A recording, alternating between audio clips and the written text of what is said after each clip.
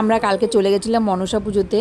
আর আমরা অনেক রাত করেই গেছিলাম, ছেলেকে ঘুম পাড়িয়ে শাশুড়ির কাছে রেখে গেছিলাম। আর ওর বাবা এসেছে শোরুম থেকে রাত 10টার সময়, তারপরেই গেছে। আর মেয়েকে নিয়ে গেছিলাম, আর নিয়ে গেছিলাম আমার জায়ের ছেলেকে। আমাদের ওখান থেকে আসতে অনেকটাই রাত হয়েছে, প্রায় 11টা 15-20। আর তার জন্য এডিট করে আর ছাড়া হয়নি, তোমাদের সঙ্গে শেয়ার করা হয়নি।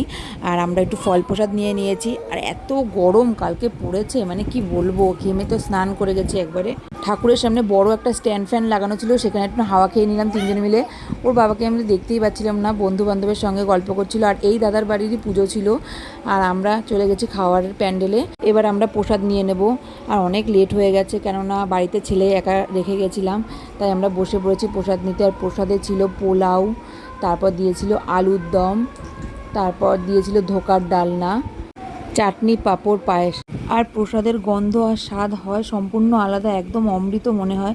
সত্যি কথা, এত সুন্দর হয়। আর আমাদের প্রসাদ নেওয়া কমপ্লিট হয়ে গেছে, আমরা বাড়ি ফিরে আসবো। আর দেখা হয়ে গেল আমার ননদের সাথে, ওরা আরও রাত করে গেছিলো। আর আমাদের ভিডিওটা কেমন লাগলো বন্ধুরা, টাটা।